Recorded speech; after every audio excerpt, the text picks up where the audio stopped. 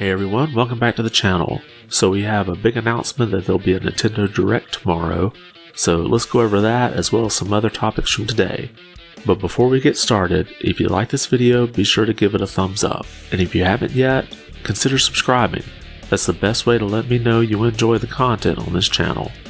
Now let's get started. So this morning at their normal 9 o'clock Eastern Time, Nintendo announced that they'll be having a Direct tomorrow that's going to be 40 minutes of information, mainly focused on Nintendo Switch games launching in the first half of 2022. So 40 minutes is a pretty hefty Direct. We've had some shorter ones, usually those are like the indie presentations or maybe one that's focused on one certain game. But 40 minutes is a lot of time to cover a lot of topics. So some things that we'll most likely see tomorrow is more footage from Advance Wars and Kirby Forgotten Land, Splatoon 3, and probably Triangle Strategy. In addition, I think there's a high probability we'll see Majora's Mask drop for the Nintendo Switch Online tomorrow, and we could possibly even see some Breath of the Wild 2 footage. If nothing else, I would like at least a name for Breath of the Wild 2, so we don't just keep calling it Breath of the Wild 2.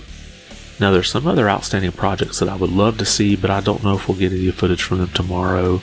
Those would be Metroid Prime 4 footage, please, and maybe even the Prime Trilogy, or I think now most people are thinking that we're just getting Metroid Prime 1. And as I mentioned on yesterday's show, we have that Arkham Collection that leaked out, so we could possibly see that tomorrow. And I would love to see more of Shredder's Revenge footage. And there's also been some leaks around a Mario Kart 9. I think it may be too early to see that tomorrow. I have a feeling Nintendo will hang on to that one just as long as they possibly can to not hurt the sales of Mario Kart 8. And there's also been leaks going around for a possible Xenoblade Chronicles sequel. There was some speculation when Monolith updated their website that they may be getting ready to announce a new game. And then the last thing I'd really love to see is the Final Fantasy Pixel remasters coming to the Switch. I think there's no doubt that those are eventually coming to consoles, and this might be a good time to announce those. And almost every Direct of this size tends to have some shadow drops, so that would be a cool thing to see shadow drop tomorrow, but I don't know if they're quite ready to do that yet. Although the games are done, it's just a matter of porting them. So what do you think? Are there any games that you would like to see? Let me know, drop a comment below. Now the second topic I want to go over today comes to us from IGN Japan. They recently spoke to Platinum Games President and Vice President, and they had some interesting updates regarding Bayonetta 3.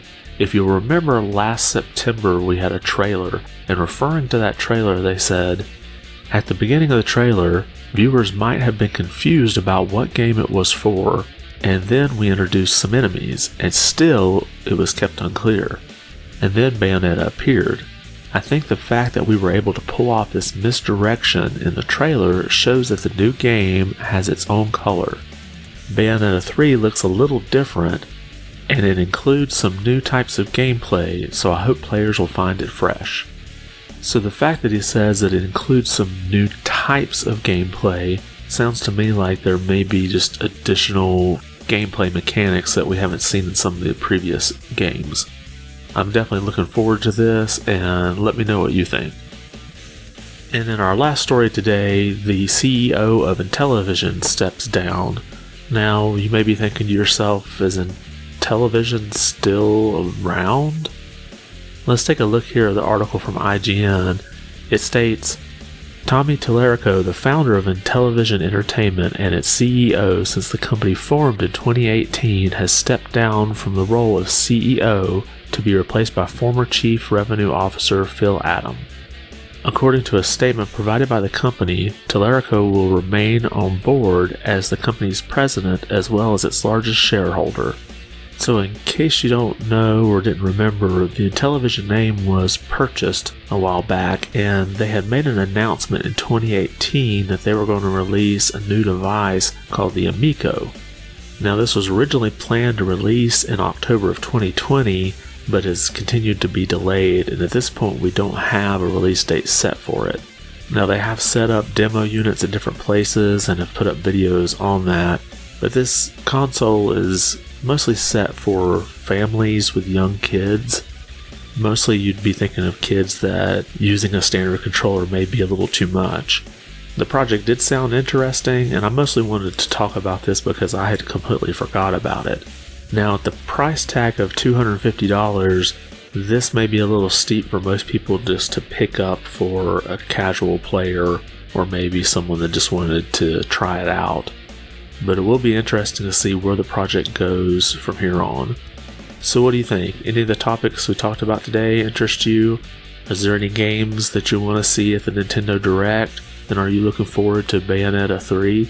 And did you know about the Intellivision Amico? Drop a comment below and let me know. I want to thank you for watching, and be good.